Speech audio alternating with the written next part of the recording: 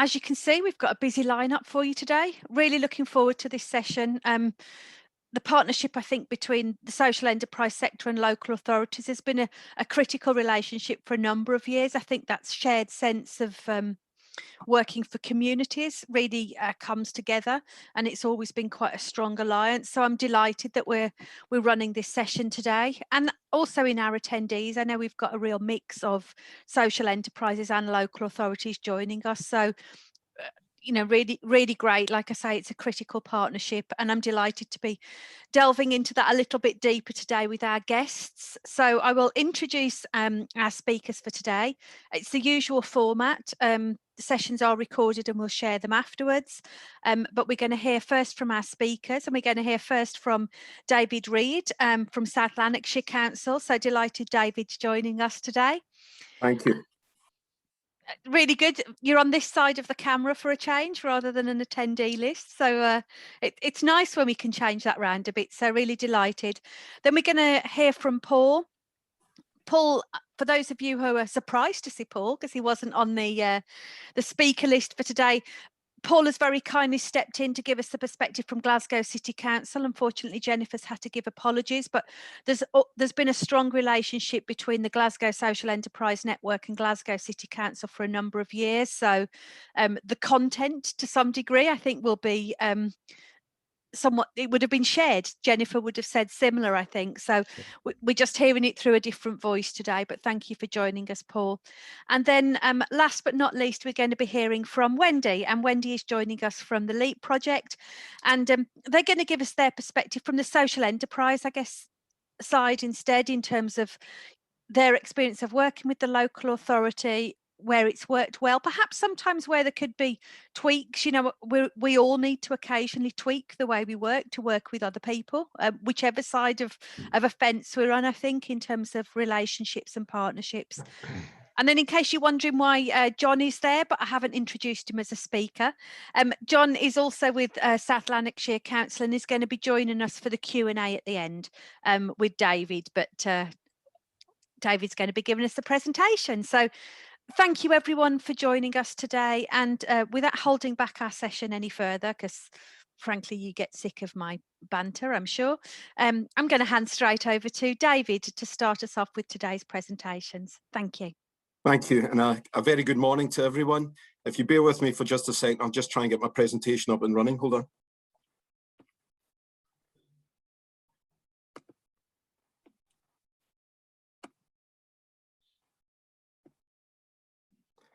Everyone can see that? Can someone give me a thumbs up just to let me know? Yeah, brilliant. All good. Thank you. Yeah, well, welcome everyone. I'm just going to give you a brief 10-minute tour of some of the policy issues around supporting social enterprise. I'm going to talk about the value and role of community anchor organisations, and specifically why I think it's an opportunity for social enterprise in particular. I'll talk about the building blocks of support around national and local policy.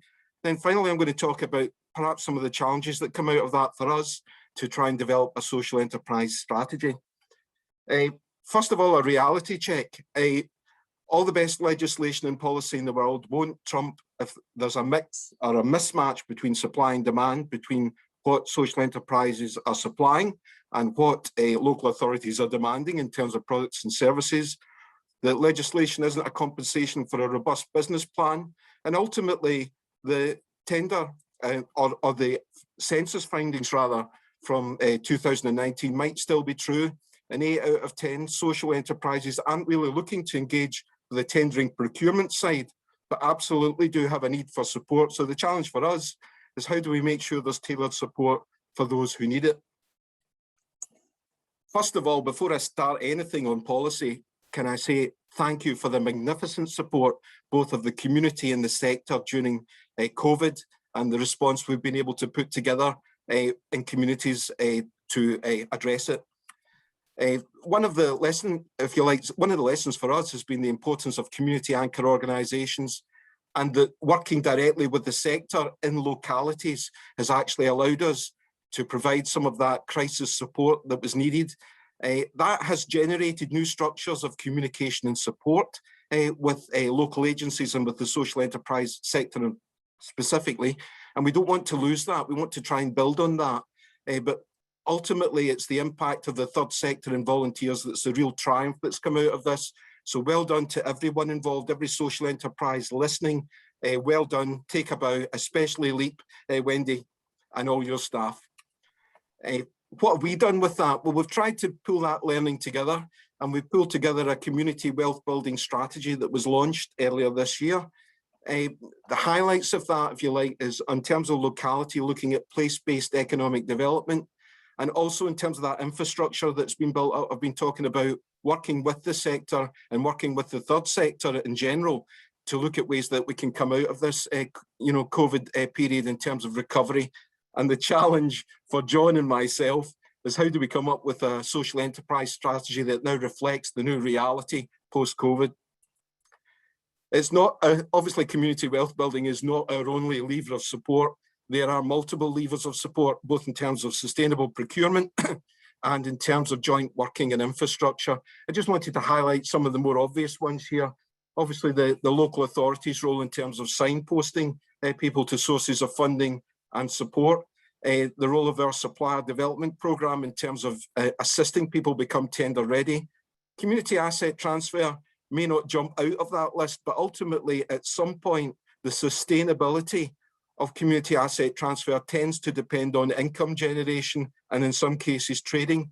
What a fertile ground that might be for social enterprise development. I've talked about the Clyde Valley Partnership and City Deal, the bigger structures. Why? Because ultimately the tendering process around these bigger deals does give a positive weighting to social enterprise. And we have tried to take those lessons on board locally. And that kind of opens up the role of local authorities as procurer of services. What if the social enterprise connection is not actually with the local authority, i.e. the 80-20 split I was talking about at the start?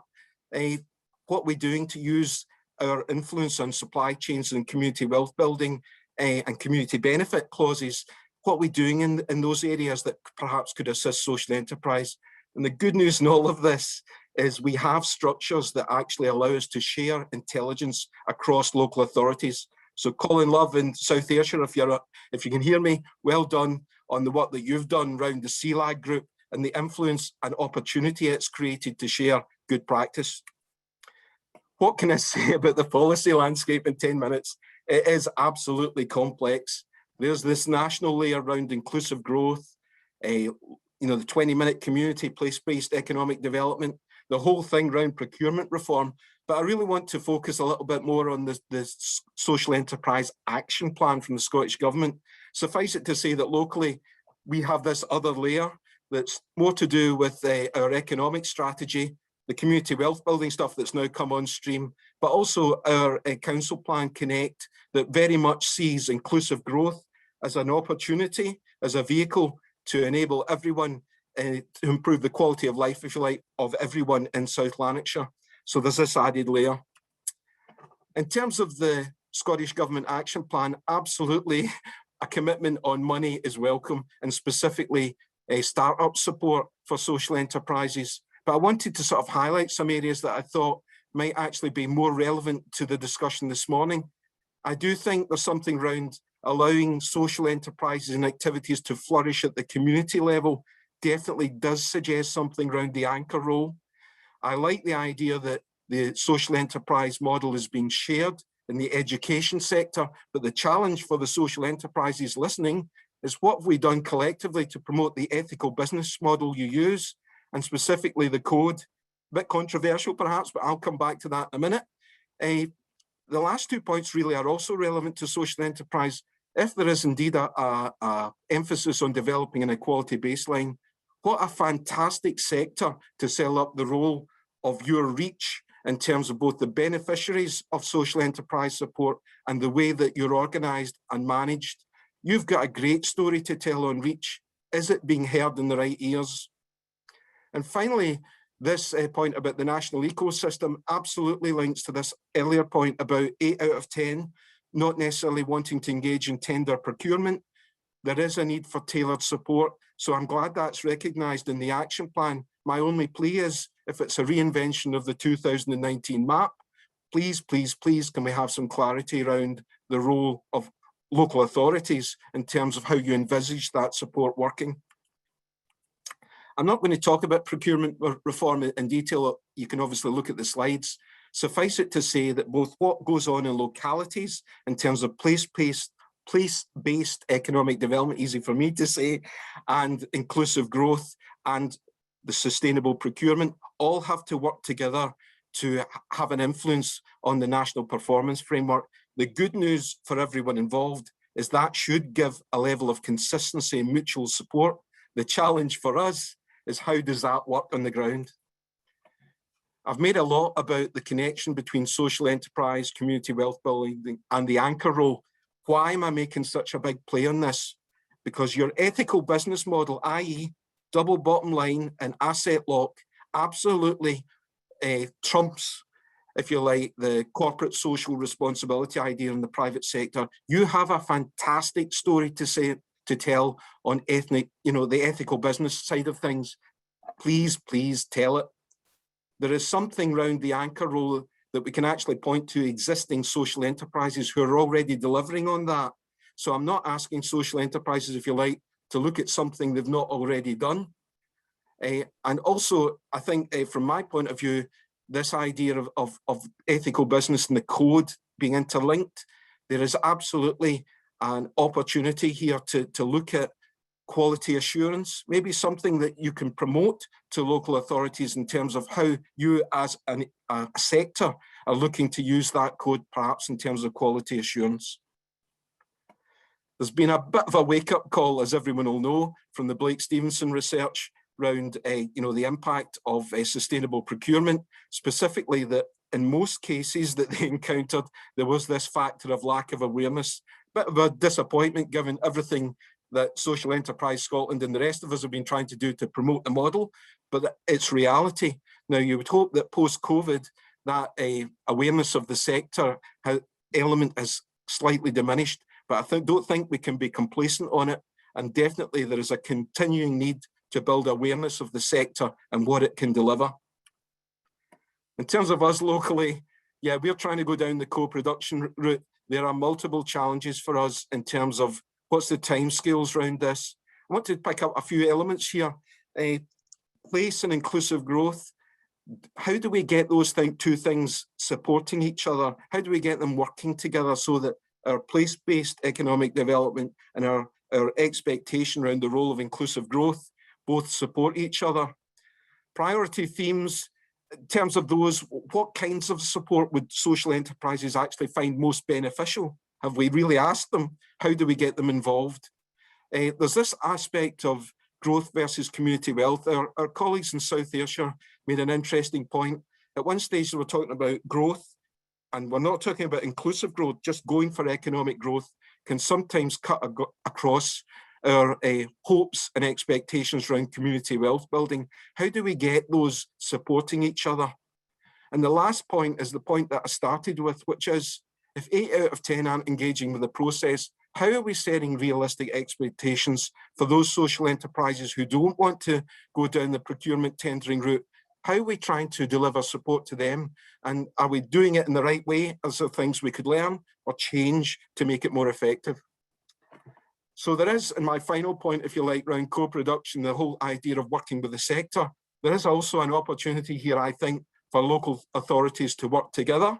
There is an opportunity, I think, to share learning and experiences, because what we're going through in terms of social enterprise strategy development, I'm confident other local authorities will also be going through. And the policy dimension is relatively new. So here's an opportunity to make co-production work between local authorities. How do we get to a point that there's consistent and effective support? So on that theme, I'll return you back to Naomi. Well, David, when you sent your slides through, you did say there were a few slides, but you promised to stick to 10 minutes. And I have to say, I'm very impressed. Attempting to do a whistle-stop tour of all the policies that affect local authorities and social enterprises in the context of this presentation is a tough thing to do. So thank you very much. I've written lots of questions as we go down, and I'll perhaps ask you if you can just pull your slideshow down now in terms of Stop and Share, and I'll bring on Paul from Glasgow City Council. And I know you were talking about obviously developing a social enterprise strategy in your area, and certainly GSEN and Glasgow City Council have worked hard.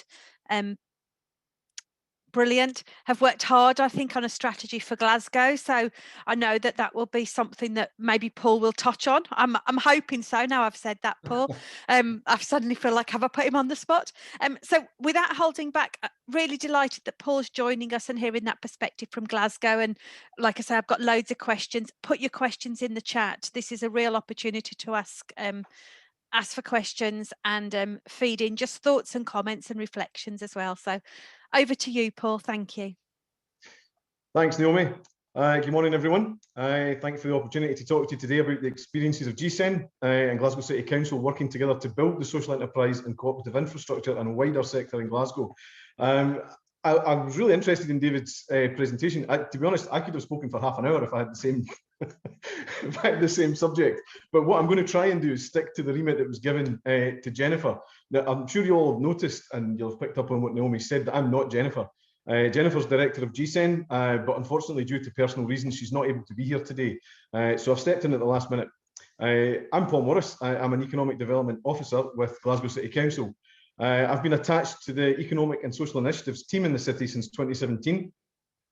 That team's been operating for many years, supporting social enterprises and cooperatives to develop and grow. So, for example, you may have seen there's been a lot of work done over the last 2 decades around development of credit unions in the city, and a large part of that was down to the team that I'm now in. So 2017 in Glasgow saw a change in administration and a new focus was placed on social enterprise.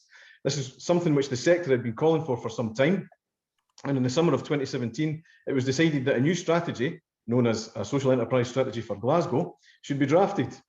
From the first moment, GSEN and the council, that's me, worked together to ensure that the strategy was co-produced.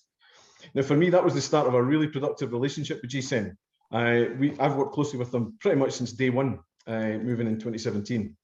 So I just wanted to give you a quick run through of what we've achieved since 2017. And as I mentioned, I could have done something similar to David, but we would have been here till 2 o'clock in the afternoon. So here we go, quick run through. We created a tripartite strategic group to oversee the development of our strategy. This included GSEN, Elizabeth Doherty at the time was director, myself for Glasgow, and Professor Michael Roy from the Eunice Centre at Glasgow Cali. This gave us a really strong footing, both in academic, sectoral and civic interests into the work that we were doing to make sure that we had a really firm foundation for what we were trying to take forward from 2017. We assembled a strong advisory group to support the creation, directing and drafting of the strategy. This included national and regional stakeholders, as well as local social entrepreneurs. So that work was carried at a breakneck pace through 2017 into 2018, and we launched the strategy in the late summer of 2018. Now, we envisaged this as a 10-year strategy, which mirrored the lifespan of the Scottish Government strategy, and this was done very deliberately to try to follow on from the action plans that the Scottish Government was using to deliver its strategy. So in late 2018, we established what I think was a first in Scotland, which was a social enterprise board for Glasgow. It's not a joint board in the way that you would normally understand joint boards to be established by councils, but it is a board which is composed of the sector, key regional or national stakeholders, and the council as the civic lead in the city. That's chaired by an elected member, by Councillor Rhiannon Spear, with GSEN previously Elizabeth Doherty and now Jennifer holding the vice chair. So control of the body is across both the sector and the council as a civic lead. So following its creation, the Social Enterprise Board devised the first action plan for 2019-22, which we launched in the summer of 2019. What followed thereafter was the creation of 4 subgroups. Now, I can take this up in the questions later, but we have 4 thematic areas under our first action plan. And for each of those groups, those themes, we created a group. And from mid-2019, their purpose was to deliver the action plan. They were composed of SEB members and additional people as required from external agencies such as P4P, from Glasgow Cali, and so on. We held a summit in 2019 to try and publicise the work that we were doing. It was held in the city chambers. We had almost 100 people from social enterprises, government, public agencies, and so on. It was a successful event, and it was intended to hold another one in 2020. I'll come on to that later. So we worked with GSEN in 2019 to successfully lobby colleagues as well. And I think, although this might not sound like much, I think this is actually really, really important. We lobbied GSEN, Elizabeth and myself, other colleagues of mine in economic development who were developing the wider refresh of the Glasgow strategy, economic strategy, to make social enterprise one of the 10 key strategic economic sectors in Glasgow. So it shows the prominence and the importance that the city administration and my partners in economic development see for social enterprise in the city. So these are just the high-level placeholders to the work that we've undertaken at that time. As I mentioned, I could be here all day talking about this. But what I hope is clear is that the deep and close links between GSEN's director and officers within the council, backed by a clear political direction, has pushed social enterprise right to the top of the economic agenda in the city. So, as I mentioned, the previous director of GSEN, Elizabeth Docherty, she was a driving force for the sector in Glasgow, and she and I worked extremely hard to ensure that everything that we did, both in the City Council and within GSEN as the representative body, was evidence-based and intended to support the sector. So we did an awful lot of work. Again, I can talk about this either offline or try to tease it out in the questions later. We did an awful lot of work on ensuring that the sector was part of the development of the strategy that we are now looking to deliver in the city. So all of the things that I've touched on briefly have been around policy direction, policy development, and the early stages of delivery on the ground. There is one significant area of intervention, though, that I thought would be worthwhile teasing out a little bit in the discussion at the moment, which is around the significant impact on operational delivery and, well, falling off the script here. Right, Glasgow, we've got a grant fund to support social enterprises and cooperatives. It's called the Co-op and Social Enterprise Fund. It does what it says on the tin, and it's a six-figure development fund. Now, that number drops each year, but I think we can still say it's a six-figure fund in 21-22, but it's declining. Anyway, it offers grants at the time of up to £25,000 to support startup growth and diversification of activity.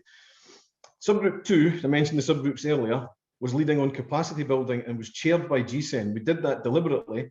We made sure that GSEN followed that one because that was the area that was most directly impacting on the social enterprise sector. So it was dealing with capacity building generally, but one of those things was around how the fund was managed, set up and run. So to achieve this, the subgroup asked a number of very detailed questions about how the process of delivering the fund each year was undertaken, looking at previous allocations and awards and how we supported the sector, so which parts of the co-op and social enterprise sector were supported in the city.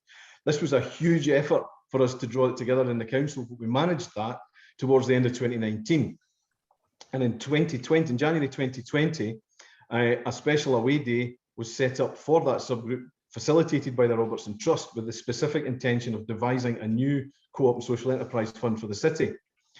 So that was done. We had the plans in place. It was all ready to go in the first quarter of 2021-22. So financial year for councils is April to the end of March. So we were looking to launch this around April to June last year. But obviously, two major events occurred in 2020 to alter the way the relationship between the council and GSEN operated, particularly in relation to the co-produce work that we've undertaken to support the sector. And both of these happened simultaneously. So the first was the news that the GSEN director was leaving to pastures new. It was a complete body blow for us. In terms of our relationship with GSEN, a lot of it was centred around the relationship between Elizabeth and I. Although we did have contact through my manager, Alan Davidson, and through members of the board, the key operational work day to day was done between Elizabeth and I. So with Elizabeth leaving, there was a big gap.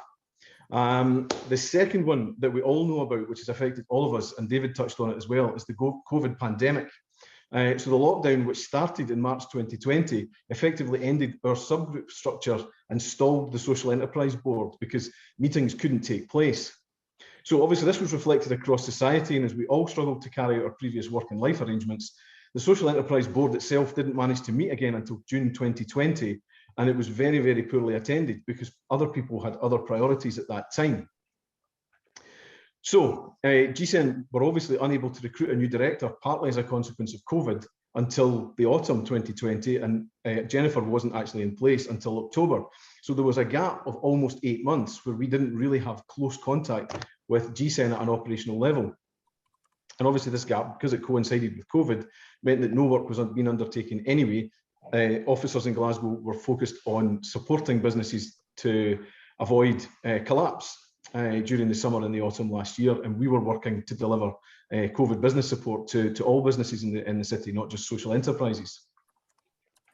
So at the end of June 2020, it was agreed at that social enterprise board that we would have a short life working group to look specifically at our action plan. And that involved taking it apart, looking at it in terms of what was happening in the COVID context in Scotland and Glasgow, and then trying to redraft it. This has taken months. We've managed to finish it now, and we're hoping that the next board meeting will take place in June, where we'll be able to get political and sectoral approval to have the reaction plan from the summer this year until the launch of the second action plan, which will be next summer. So we've got a lot of work to do around developing that second plan. We have also managed through 2020-21 to deliver the Co-op and Social Enterprise Fund as envisaged at the start of last year, although it was done in a very hurried fashion at the end of the year, and we're looking to have a more staged and stable launch sometime towards the end of May into early June. Lastly, I haven't mentioned where GSEN and the Council work together outside of the work that we're doing specifically around the strategy. We've both been present, GSEN and the Council, to develop work, for example, around collective purchasing. There was a pilot being developed in Glasgow by P4P. We've also been working with Greater Govan as they strive to develop their SE Place in the south of the city. So wherever we can work together, GSEN and the Council do. Our links are deep and strong, and this is a crucial element of the relationship between the sector and the civic lead in the city as the Council. So just to sum up quickly, after that whistle-stop tour, I'm sure I've missed crucial aspects of our joint work, but I've got 4 key takeaways. GSEN and Glasgow City Council have and continue to work well for the benefit of the social enterprise sector in the city. The personal dynamics which drive that work are absolutely central to success. Despite changes in the personnel, I think we still have that positive dynamic, which we can ensure positive links between the council and the sector. I think that capacity remains an issue, both for GSEN and the council. Our aspirations are often larger than our capacity. Personally, I've got a significant optimism bias, so I think we can tackle the world, but we have got to deal with Glasgow first. Lastly, we are working actively to find ways to make what we had developed prior to COVID fit the emerging new normal. So thanks for listening today. I hope you found this interesting. I hope I've managed to stay 10 minutes. If there's anything you'd like more information on, if I can't answer it today, I'd be happy to answer offline and we can take it there. So back to you, Naomi. Thank you, Paul. Again, so challenging to fit all of that in, and there's a few things I've made notes as we've gone through, and I can see questions coming through. Perhaps a little bit of envy, I think, of your fund that you talked about as well from people that are in other areas, but it's shrinking. It's still there, but it's getting smaller. Yeah. So what I'm going to do is I'm going to give people more chance to put the questions through, and while you're doing that, encourage you to hear from Wendy, who David kindly gave a nice thanks to, which is always good in his presentation. So Wendy, just to hear from you from the social enterprise perspective in terms of your experience of working with the local authority, and then we'll go out to questions. Sure. I hope everyone can see that presentation. We can. Good. So my name's Wendy Russell and I'm the Social Enterprise Development Manager for the LEAP project, which is based in South Lanarkshire, but we work across different local authorities now that we've expanded what we do. So our journey from a Ford Granada, we actually, our first committee meeting was in the back of a Ford Granada, and it happened after it was a local council meeting, and it was older people that came together and thought, how come all the young people are getting all the stuff to do and getting all the funding and we aren't? So back in 1992, a group of people got together and started a community group initially, and it was to look at adult learning classes. And see how older people within the halfway area, just outside Cambuslang, could develop and could learn new skills and things like that. And from then, we've expanded over the last number of years, almost 30 years now. We've expanded now to be working across 18 geographical locations within South Lanarkshire. We have 30 staff and 300 volunteers. We have 3 discrete projects within the organisation. So we have a handy person and befriending service. We have Revolve Recycle, and we have the LEAP Learning and Leisure. And both of those, well, 2 of the 3 projects are social enterprises. So our first social enterprise was established in 1992. It was our adult education classes, now called Learning and Leisure.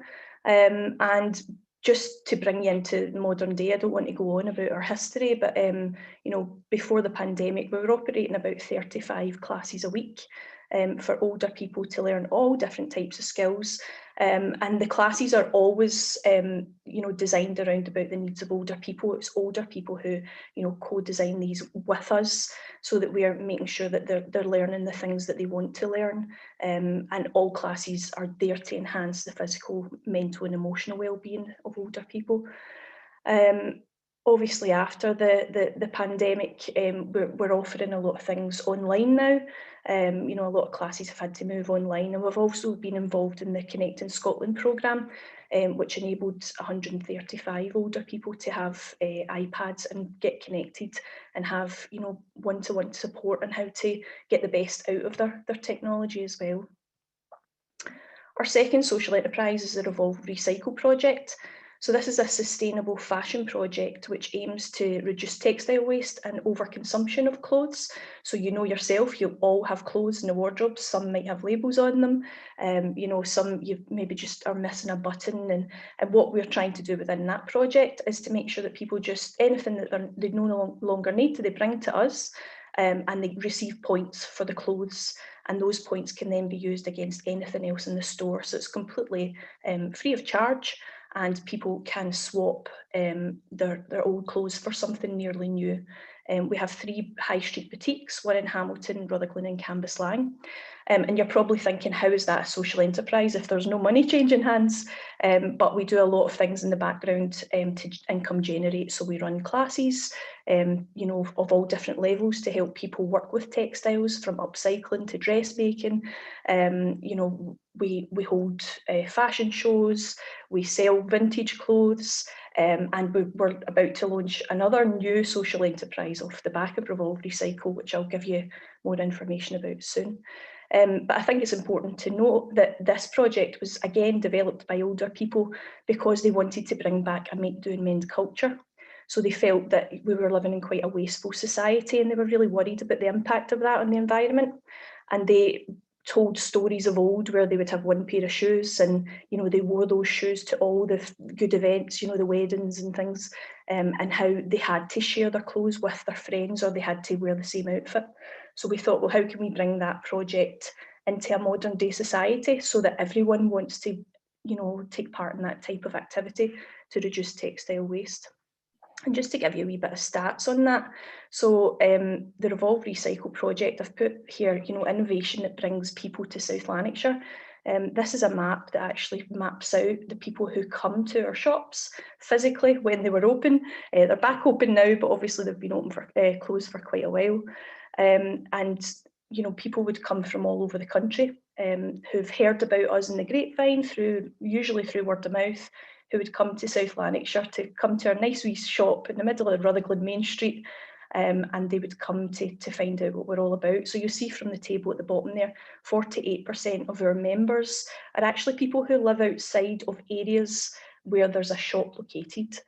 So that gives you a good example of how a social enterprise is bringing people, you know, to local authority areas to hopefully, you know, buy a coffee and spend a bit of time there and maybe shop in other shops because there's a bit of innovation happening within that local council area.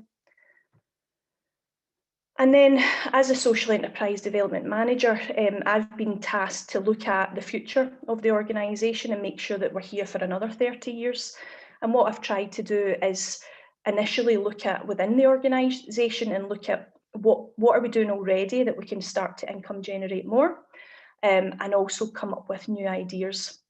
So one of the ideas that we came up with was the handy person service. It's currently a free service for older people, but if we opened up our remit and worked with other people, they could then pay for the services that would then be reinvested into keeping our free service for older people sustainable.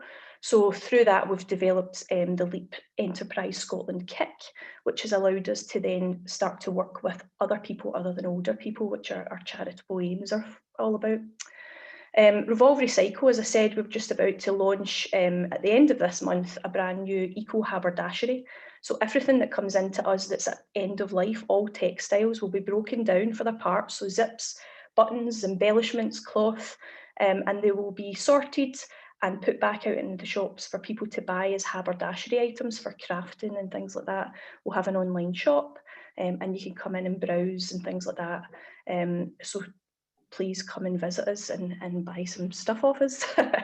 And then we've got the Roots Community Learning Cafe and Space to Grow. So this is a brand new initiative over the last year.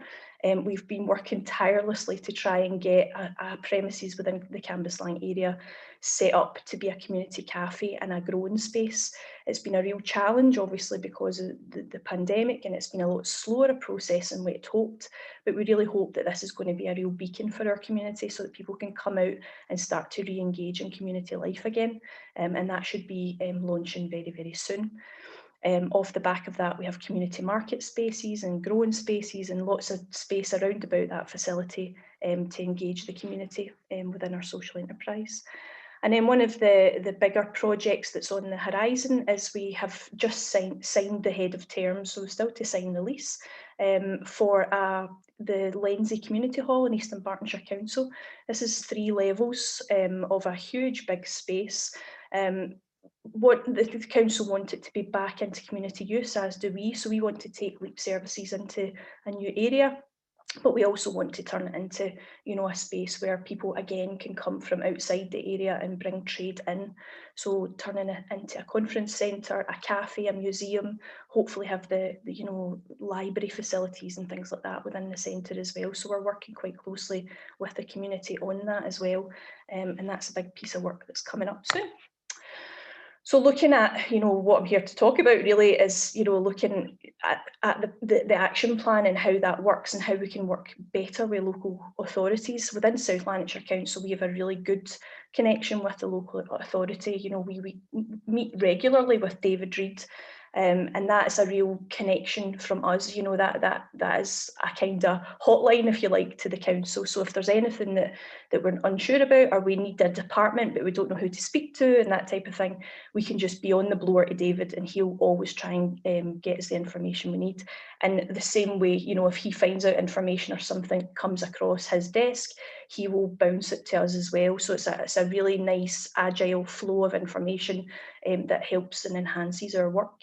But what I did with the action plan is I kind of, from my perspective, now this isn't from every social enterprise perspective because everyone's in a different level, but from our perspective and the kind of things that we come up against, I read through the action plan and I just, anytime I had a kind of bingo moment where I was like, yes, that's what we need to be doing, this is what we need to be doing, I kind of just, you know, put it down into this presentation.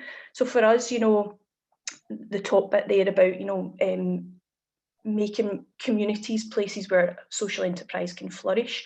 And I've highlighted the enhance and promotion, because I think that's always a big challenge as to how do people know that there's social enterprises within their community and what the extra benefits come from that. And quite often I feel social enterprises kind of band together and we try and, you know, help each other to promote and you know, enhance our services, but sometimes it, you know, it would be helpful if we could get a kind of holistic approach to promoting our services and what we do. Or else what always worries me with social enterprise and with the third sector, you know, as a whole, is that quite often we're sitting there and we know the resources are there. We know the skills are within our community. We know that someone's got that piece of machinery that we need, but how do we get it without having to, you know, either pay for it ourselves or go and, you know, find a funding application to get us that what we need. Do you know, so it's a bit about how do we get what we need that's already probably existing within the community. The multi-agency support as well. Now, obviously, there are loads of agencies there that help social enterprises and everyone does a great job, you know, and we all link in with each other. But sometimes it's about knowing exactly, you know, it's streamlining that, how, you know, because information comes at you from all angles. And when you're running a social enterprise, sometimes you're just, you know, sometimes you're just elbow deep in dishwater, you know, and you don't actually have time to kind of sift through all the information. But also multi-agency support again is about that, you know, if, for instance, you know, we needed our back garden levelling. We've seen this derelict land and we thought that's too big a challenge for us, we'll just leave it. And then we thought, no, actually, if we could just find a company that could, you know, weed it and level it off to see what's under there and see if we could actually create something from this space, but actually having to try and climb the mountain to get that piece of work done. You know, it's hard when you know that there's a council there that has the machinery and the skills to do that. And it's about how, is there a way we can get in and, you know, share skills and resources. Recognising the potential, you know, again, it's been discussed today, you know, getting social enterprises involved in the policy making and things like that. Definitely, you know, we're working in it. We know the pitfalls. We know the hard work that's involved. So yeah, get us involved wherever possible. Measuring impact for us, you know, again, you know, when you're elbow deep in dishwater, sometimes you're so involved that you don't actually have time to think about what is the bigger impact.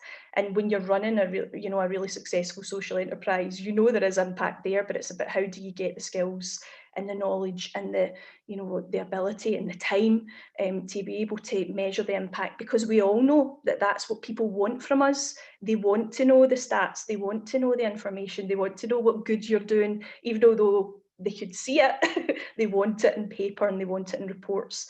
But sometimes, you know, when you're deep in it, sometimes that's an impossible challenge to meet. So if there's an easier way for us to be able to do that so that people can see exactly what we're doing, then I'm all for that as well.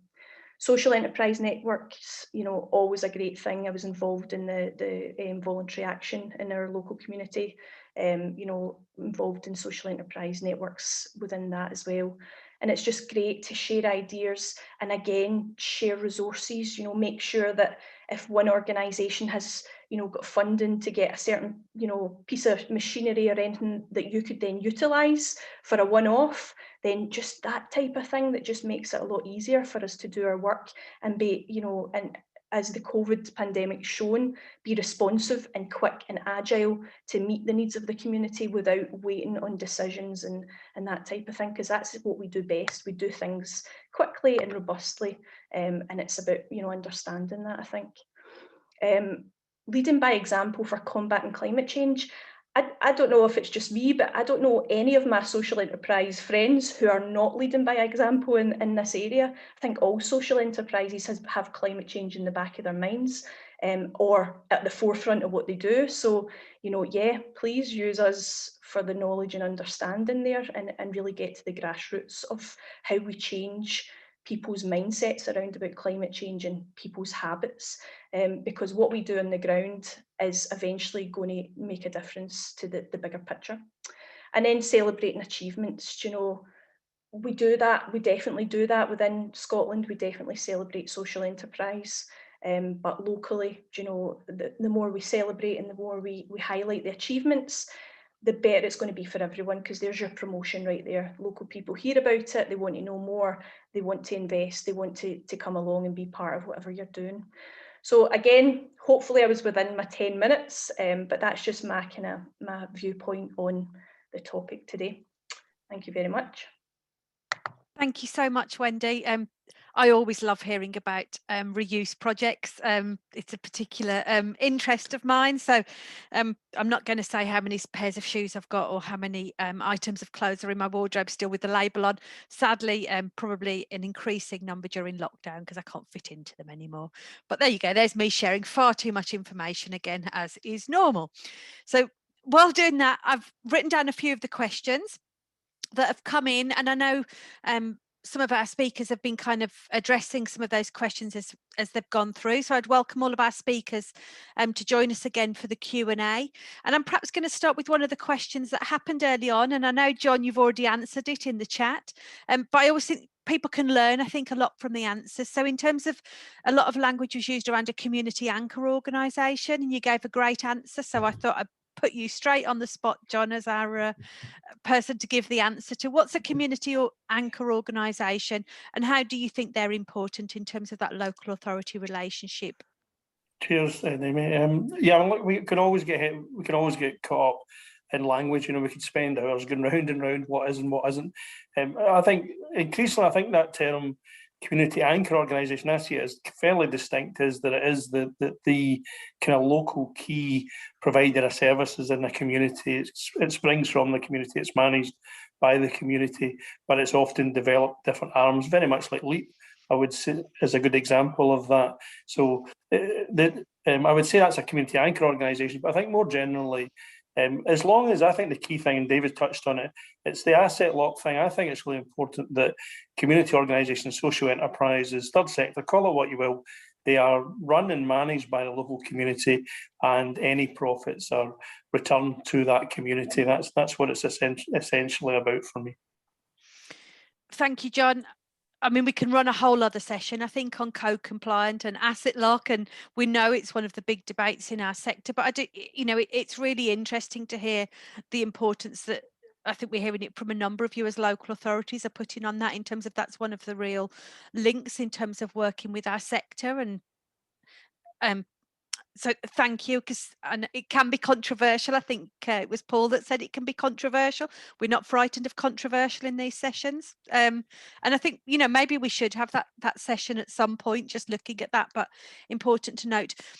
Paul, another question just came in, if I can bring you in at this point. And I think I already said that when you were talking about the fund, there was a sense perhaps of envy from some people, kind of thinking, we don't think our local authority has one. So just to clarify, that was very particularly a decision from Glasgow City Council in terms of an approach? Yeah, it's a long-standing fund which has been in place for, I can't give the exact figure, I think it's about 9 or 10 years. And initially it was a development fund with, I think I mentioned earlier, the allocation was £25,000, up to £25,000. Part of the reforms that we've introduced as a consequence of the budget getting smaller, all budgets are affected by these kind of things, is that we have changed, the broad focus remains the same, it's supporting co-ops and social enterprises. We've added some thematic considerations, but we've also reduced the maximum allocation from 25,000 to 5,000. And the purpose of doing that was to try to continue to spread the funding over as many social enterprises or co-ops as possible. Glasgow's got just over 900 identified social enterprises or cooperatives. And when you think of it that way, our funding last year was just over 100,000. It's equivalent to £100 for every social enterprise or co-op. It's next to nothing. But getting back to the main point of the question, it's a policy and operational decision of the council to spend part of its revenue budget in that way. So that's specifically set aside each year, specifically to support co-ops and social enterprises. It's just that politically, the decisions have been taken to use that money in other ways.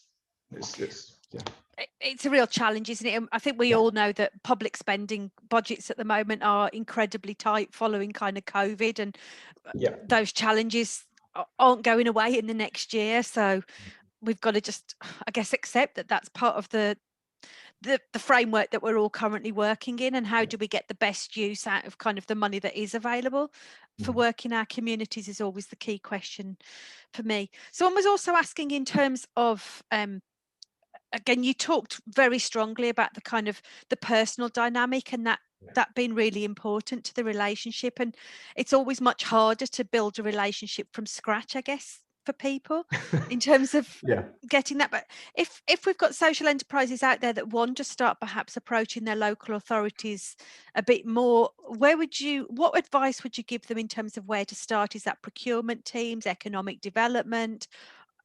Does it vary from council to council? No, I mean, the other guys might want to come in from the South Lanarkshire perspective, but I think it depends really on what it is the social enterprise is trying to do and what it wants to achieve. Councils have got a vast range of competencies and often have different structures in terms of how they address those. So, for example, we do a lot of work with the Social Enterprise Academy, and we work with our colleagues in education around that. Now, that's something that a sectoral body is doing with the council, but it shows that a different part of the council deals with that at different times. I think if there's a social enterprise who's in the session just now and wants to get in touch with their local authority, I think the first thing they should do is try to find out what their local GSEN is, because that, I know, I appreciate not all local authorities have them, but that's a good standard way of, first of all, establishing what's in your locality, and then from there working out who the key people are, because it can often be very difficult to find out who the key people are in your local authority on any given thing. Another way you could do some work to enter the maze that is the local authority, is to contact your local elected representative, your local councillor. If they don't know the person, they will know the department, and that department could then in turn direct the social enterprise or the person seeking to set up an enterprise to the right place. And thereafter, it may be that whoever that person is may then in turn pass them to someone else who thinks their work is more appropriate. So for example, in economic development, in the team I work in, economic and social initiatives, one of my colleagues is working on community benefits, is also working on community asset transfer. That's not something I do, and it's not the core thing that they do, but they're involved in that work within the council. So it may be that we can just finesse that contact in some way, but it'll happen differently in every council. It really depends on context. Yeah. But to just sum up very quickly, local elected members and the local SEN. Those are the key things, I think.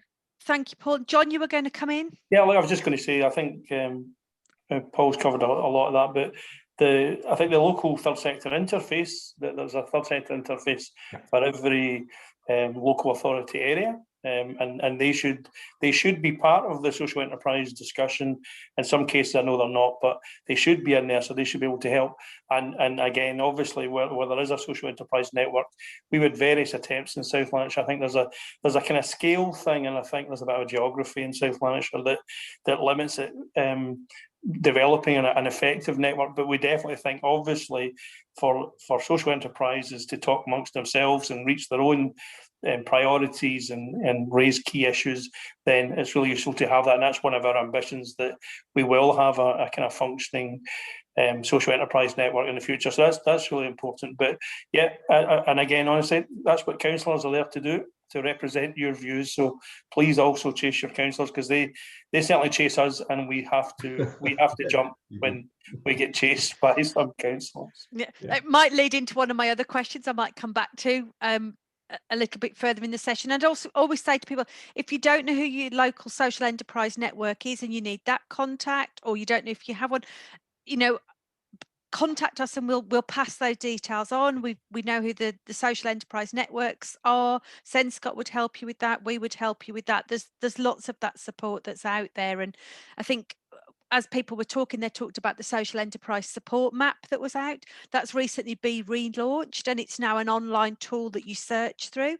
I have to say I haven't played with it yet in terms of understanding how easy it works, but it's out there and there is lots of support. And again, I always say you're better just ringing. All of us in terms of support agencies work with each other. So it doesn't matter if you ring the wrong one in the first instance, we will pass you on to who we think is going to be the most useful contact as well. So it's very much an ecosystem that works together and tries to do that. So, don't ever sit there not knowing who to contact, even if you're just contacting us to ask for the best person. We're happy to help too.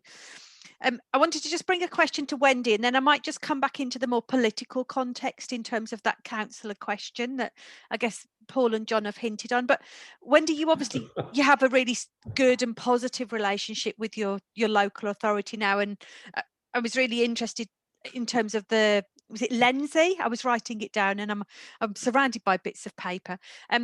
Was that an asset transfer, or is that just a partnership with the council? And how have you kind of brought that together? Because there's obviously a lot of trust, I think, that you've built over time.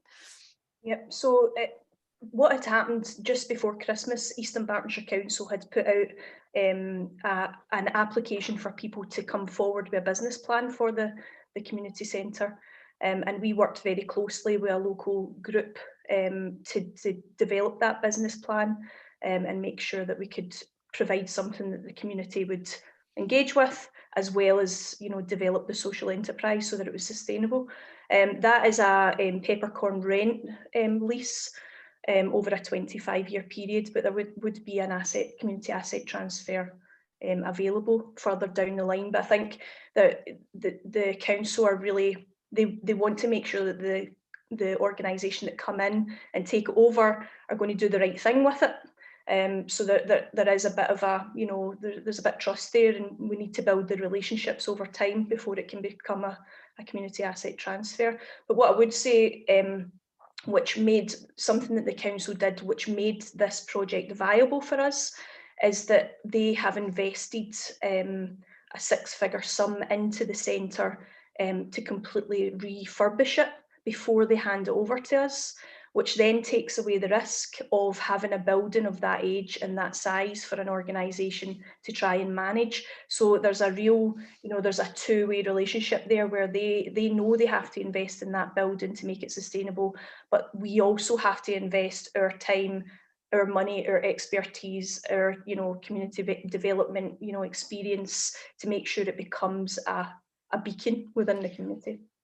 It's really encouraging, the strength of partnership, I think, that's coming out as you speak. I guess that, there's always a nervousness of are people inheriting assets or liabilities, but the way you describe the scenario you're in, I think, is very much that actually people recognise it's needed a little bit of that support and the trust building. And I was encouraged, thinking back to when David started his presentation, in terms of saying actually the business plan is still key. You've still got to be able to do that supply and demand and operate as a good business. So, the legal structure is not the right in itself to be doing work on behalf of the local authority. They have to have the trust in the business plan, know you're managing things well, and build up the partnership in that way. So it was encouraging to hear you kind of talk about that as well.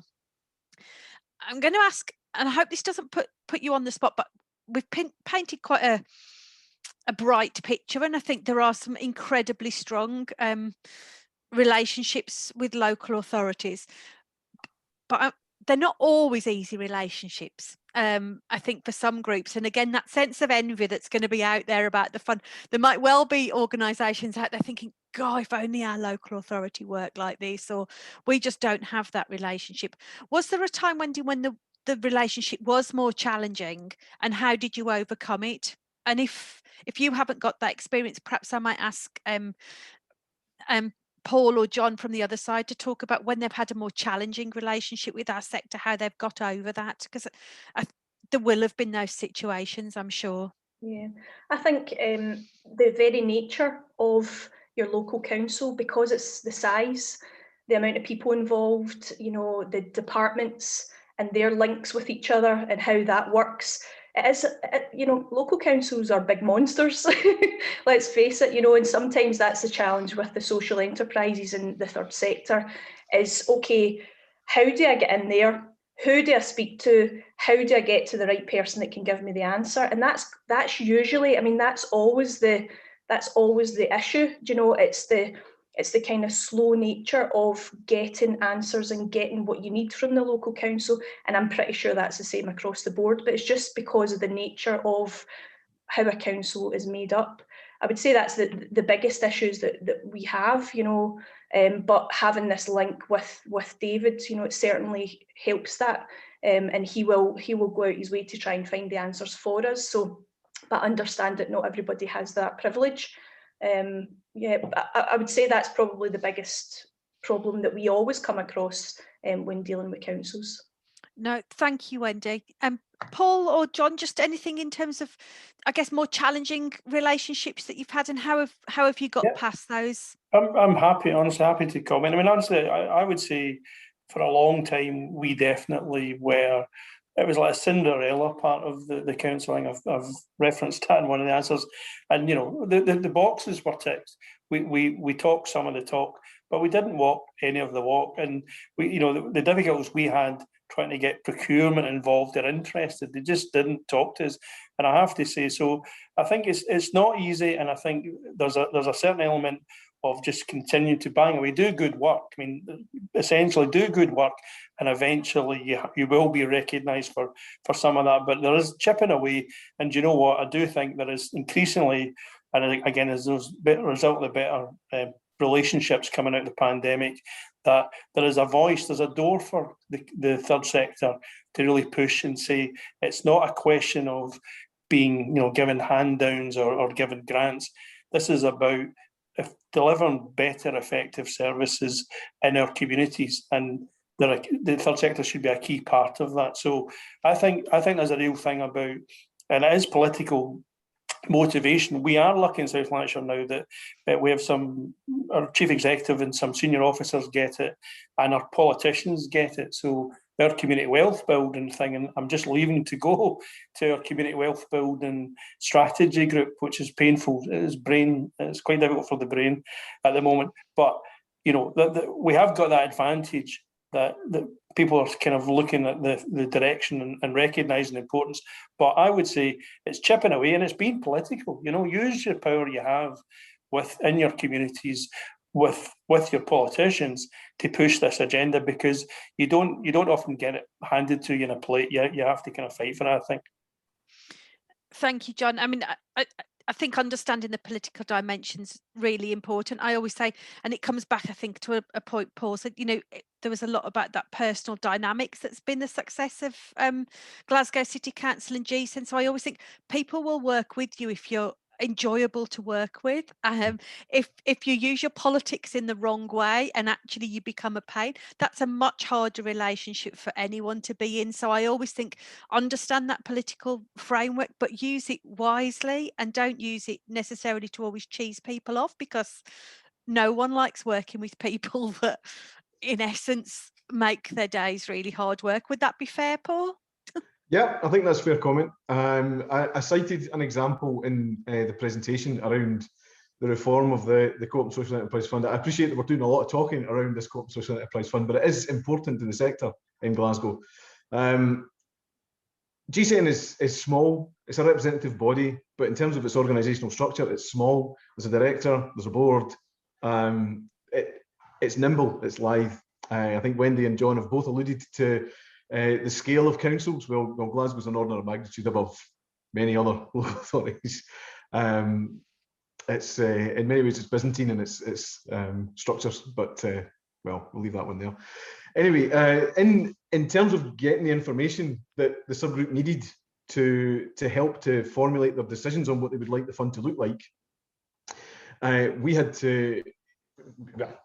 So the first thing we say is audit has been involved with everything that we've done right from the start. So we've got lots of records, but the key there is we had lots of disparate records, and we had to speak to people in audit, we had to speak to managers, we had to speak amongst ourselves in the team in order to get all the information that they asked for to get to them so that they could make the decisions. That was absolutely their right, and we were happy to give them that information, but it did cause an awful lot of difficulty at the time.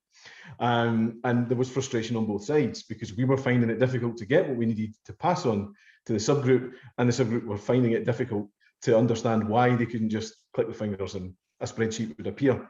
So at that moment, we had to work really hard to maintain good relationships, because we recognised that this one difficulty wasn't the thing that was going to bring the house down. And at that time, everybody understood that whilst things were difficult, we had to get past that. And ultimately we did, but nobody could foresee COVID coming. And as a consequence, what we actually agreed couldn't be delivered until actually it was January this year. So there was a year between one thing happening and another thing actually taking place. So it didn't cause problems, but it was something that we were aware of at the time. It's maintaining that relationship despite difficult situations gets you through to the other side. We've got Jennifer in place now. I've never actually met Jennifer in the flesh. I think I missed that paragraph in my presentation, but I did say she's got big boots to fill, but she's done a great job so far.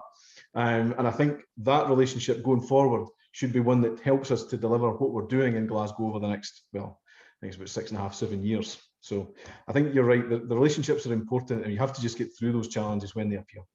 Yeah, no, thank you. And conscious, John, you've got a community wealth building session to get off to, so if you do need to skip off, don't do the kind of, oh God, when's she going to let me go? I had checked with people, they might be all right for an extra couple of minutes, so but I don't know if I'd checked with you, so don't. No, please, if you don't mind, I will skip. But David's still around, and he knows where the bodies are buried as well as much as. But thank you so much. It was great to have your input as well. And I'm going to leave perhaps. I'll finish off the session today with just one last question to all of our presenters. And I am also forever an optimist. I think it's really important that we hold on to positives. And so I like to finish our sessions where I can with a really positive question. Where do you think the opportunities are for social enterprise in the next few years? And I'll start perhaps with David. So what do you think are some of the real opportunities in your local authority area that you'd encourage people to really be thinking about? Well, certainly the starting point for me is the economic model, the asset lock, the double bottom line, the stuff around the code, I think historically there's been an attempt almost to push social enterprise into the SME space. What's the difference between a small business and a social enterprise? You've collectively got a great story to tell. Please tell it. And absolutely the reach factor, if the action plan is indeed accurate about looking at the equalities environment, the landscape, what a fantastic set of stories you've collectively got round involving the community, benefiting the community, reaching out across gender, reaching out across disabilities. There is a great story to tell. And there's something about just the point I made in the slide, maybe revisiting that code and the use of that code to promote the sector might be an opportunity, given the focus is community wealth building and keeping the flow of wealth within communities. Thank you, David. Paul and then Wendy. In terms of the key things that are happening, the world is going to be a totally different place when we are moving towards exiting the lockdown, but the world's going to be a different place after this. I think there will be some move back towards what we saw as normal before, but there are big changes, and those have been reflected in the policy landscape at the moment. So 20-minute neighbourhoods, I think David mentioned that earlier. I mean, I haven't talked about the things that our team are working on, but one of the things that we're linked into is the 20-minute neighbourhood, thinking about how people are actually interacting with their locality, because people are at home much more. They're dealing with their local communities, their local areas, their local economies in ways that many people haven't been for a long time, because commuting and travel to work areas has meant that actually they're not here at the times when businesses are open.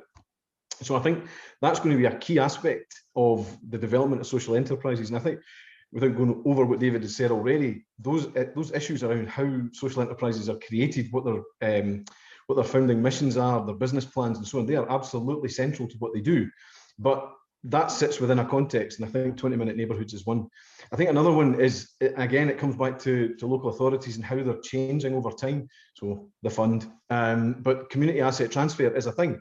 And that's obviously enshrined in legislation, and it's a slow burning thing, but it is beginning to gain momentum and traction. And I think, again, COVID has created a situation where the purpose of public buildings has changed over time. And it may be that there are opportunities there for social enterprises to find their ways into buildings and localities that they perhaps weren't able to prior to the COVID outbreak. So I think those are two key aspects, both linked, but very different, that might help the social enterprise sector to develop over the coming 2, 3, 5 years. And we'll be looking at our action plan for the second action plan, and those things will probably play a significant role in what we look to take forward. No, thank you very much, Paul. And it's interesting, post-election, I think, who knows exactly how everything's going to come out, given we haven't got a majority government, but in terms of some of the partnerships, but certainly two of the parties are out there giving a commitment much stronger to the Scottish Land Fund in terms of doubling that, which is for land and buildings. So there's a real sense of that kind of community empowerment, I think, that's going on at the moment. So it's going to be a really interesting space over the next few years.